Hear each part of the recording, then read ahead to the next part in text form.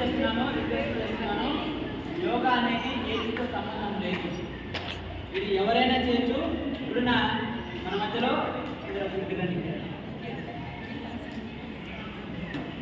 మధ్యలో సరిత మేడం ఉన్నారు.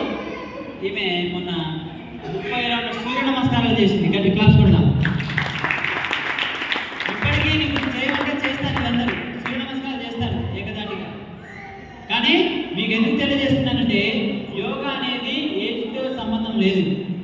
మనం ప్రతిరోజు 3 పూటలు అన్నం తింటున్నామంటే మనం కంపల్సరీ యోగా చేయాలి. Without yoga no life. అది గుర్తుపెట్టుకోండి. ఎందుకంటే మనం రోజు అనారోగ్యాన్ని మనకు తెలకుండానే కొని తెచ్చుకుంటున్నాం.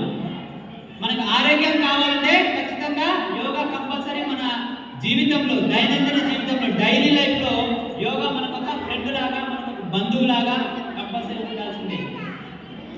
ఇక్కడ మమత మేడం ఉన్నారు, యోగా టీచర్ శ్రావణి గారు ఉన్నారు, జయశ్రీ గారు ఉన్నారు,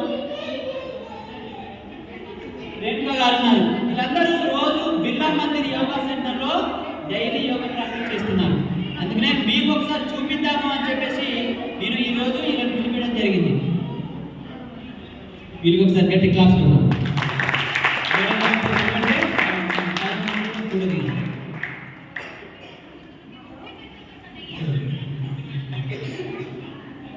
గన్ఫండ్లో యోగా నేర్చుకున్నప్పుడు తయారు కావాలి.